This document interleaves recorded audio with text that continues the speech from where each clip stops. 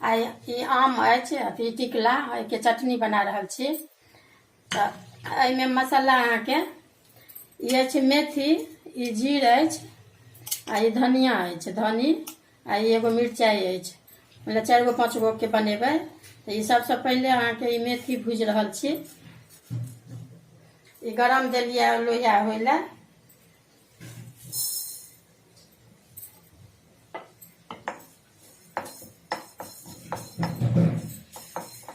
देखियो ई लाल मेथी अछि, ई भुजा गेल, ई पुट उठैया।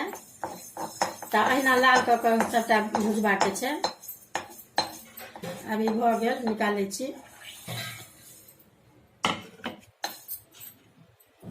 देखियो ई सबटा भूज लेलहुँ हैया लाल कऽ के। ई जे धनी भूजब ने तो धनिये में मिरचाई दऽ देबै, इहो मिले भुजा जायत। एना के नमहर अछि, ओकरा अहाँ तोड़ो सकै छी, टूटि गेल। तो एना ही का भूज ले कनी, इहो संगे भूजब ने तो भुजा। अब एहिमे नून अथी देबै, पहले छीलै छी आम के। देखियो ई आलू छिलै वाला अछि, अहू से छिला सकै छै यदि छिलबै तो। ई एना कऽ कऽ आ नहीं तो ई छुरी से अहाँके सेहो छिला जायत। तो एकरा छील कऽ आ कटबै, ओकरा कोयली के हटा कऽ धो कऽ तखन फेर पीसबै लोढ़ी सिलौट पर चटनी। एकरा की करब, एना कऽ देबै। ई कोयली के ई जे अछि बीच के, एकरा हटा देबै आ पातर पातर कऽ से एकरा काटि लेब, एना कऽ जे पीसै में सुविधा रहत।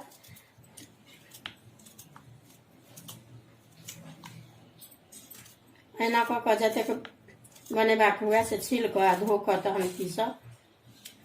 पातर पातर खाली रहबाक चाही। देखियो ई आम जे कहलहुँ हेँ टिकला से हैया छील कऽ काटि कऽ हुए धो लेलहुँ। अब ई पीसै छी। देखबै ओना तऽ मिक्सियो में पीसल नीक होइ छै, लेकिन लोढ़ी सिलौट पर पहले ई हम ई पीसै छी मसाला लोढ़ी सिलौट पर। ई जे कहलहुँ हेँ जे धनी आ जीर आ ई मेथी आ ई मिरचाई एगो दऽ रहल छियै।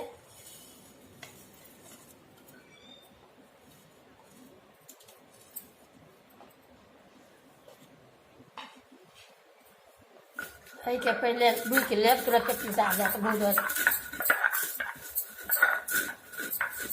देखियो ई बुका गेल। अब ई पहले तहन ई धीरे धीरे एकरा कनी से एगो दूगो लऽ कऽ जेना एहि टाइप के हल्का से कनी एना एना कऽ के चूड़ देबै।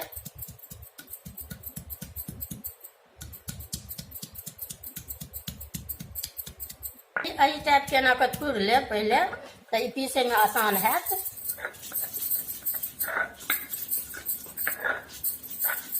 एहिमे हम अहाँके ई नून दऽ रहल छियै, एहिठमा ई अंदाज से देबै।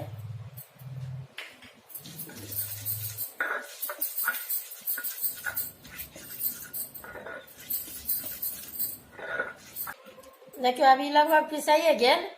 ई 5 गो 6 गो अथी आम अछि। अभी तेल, करू तेल 1 चम्मच देलिए।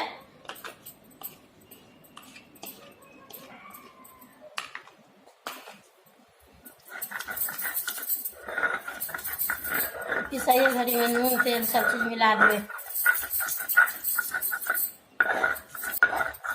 अब भऽ गेल, ई पिसा गेल।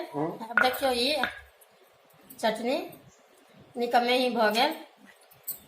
अब ई की करब, तो 1 दिन में तो नहीं खत्म हैत। जेना फ्रिज में राखि लेब कोनो टिफिन में कऽ कऽ, तो ई अहाँके 2-4 दिन अपन आराम से खायब।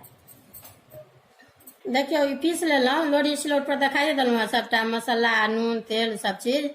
देखबै एक बेर जरूर देखबै लोढ़ी सिलौट पर पीस कऽ चटनी। ई मिक्सी में पीसैत हैब या सिलौट पर जते मसाला कहलहुँ हेँ से जरूर देबै। देखबै अगर वीडियो नीक लागत तऽ लाइक करब। ई पीस कऽ आब तैयार भऽ गेलै।